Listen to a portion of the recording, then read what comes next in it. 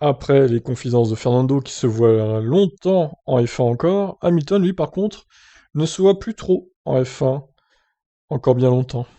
Donc le contrat qui a été signé jusqu'à fin 2023 pourrait être son dernier. Et à mon avis, ça sera le dernier de toute façon.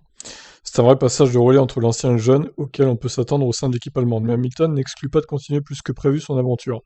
Lorsqu'on lui a demandé s'il savait combien de temps il roulerait encore en F1, Hamilton n'a évidemment pas évoqué la pression de son nouvel équipier.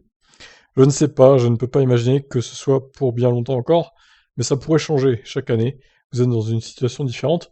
Peut-être que nous ne serons plus dans une pandémie l'année prochaine et que les choses changent.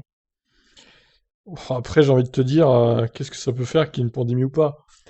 Le fait est que tu pilotes en F1, voilà, tu t'en fous un peu de la pandémie, quoi. T'es dans ta bulle. Pour moi, c'est pas un argument pour dire s'il va rester encore longtemps en F1 ou pas. Je dirais que la pandémie a probablement raccourci mes attentes quant à la durée de mon aventure restante en F1. Mais les choses pourraient changer. Ce que je sais, c'est que maintenant, j'aime faire ce que je fais. J'aime toujours être ici et j'espère mériter d'être toujours là. Hamilton devra certainement mobiliser encore plus de ressources en lui pour contrer Russell. Sur quoi peut-il compter et quelles sont ses meilleures et ses pires qualités? Il botte en touche. Disons que ma pire qualité est probablement que je déteste perdre. Oh bah, comme tous les pilotes, j'ai envie de dire, hein. Même moi, quand je joue à Gran Turismo, j'aime pas perdre, hein. Surtout avec des pénalités de merde, injustes, du jeu. Je ne sais pas. Bien sûr, j'ai définitivement de mauvaises qualités. Tout le monde a de mauvaises qualités. Je suis vraiment mauvais en communication. Ah, il le reconnaît, c'est bien. Je suis vraiment mauvais pour rester en contact avec les gens. J'ai une très mauvaise mémoire. Mes meilleures qualités, je dirais, j'aime penser que je suis vraiment doué avec les enfants. J'aime les enfants et la famille. Ah bah, ça tombe bien, il a pas d'enfant. Donc, comme ça, au moins, l'occasion de préciser que fonder une famille n'était pas envisageable tant qu'ils sont enfants. Pas pendant que je cours, c'est déjà assez difficile avec Roscoe, son chien. Roscoe est comme mon fils.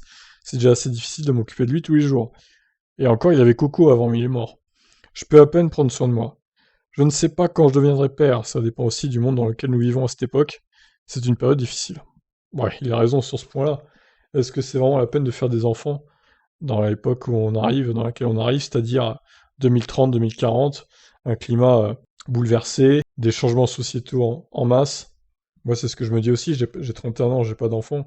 Et en vrai, je pense pas que j'en aurai, parce que on vit dans un monde tellement pourri, j'ai pas envie d'élever un gosse dans ces conditions, en fait, quoi. Et ça sera de pire en pire. Donc voilà, après, c'est un choix personnel, c'est le choix d'Hamilton aussi pour l'instant. Après, il faut déjà qu'il trouve la copine, la compagne, pour faire des enfants. Ça fait bien des années qu'il est célibataire, Hamilton d'ailleurs. On dirait qu'il veut plus de copine, hein, vu ce qui s'est passé avec Nicole Scherzinger à l'époque. Ça l'avait un peu troublé, toutes ces histoires-là, de cœur, donc je pense qu'il veut pas refaire ça, là, les mêmes conneries.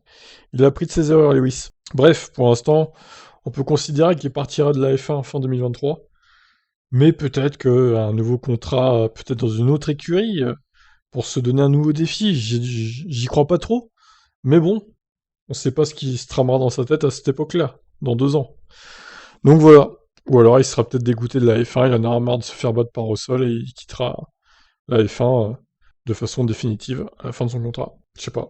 À voir. Il peut y avoir tellement de scénarios différents, difficile de le dire, hein, ce qu'il choisira de faire. Voilà, et ben je vous laisse réagir.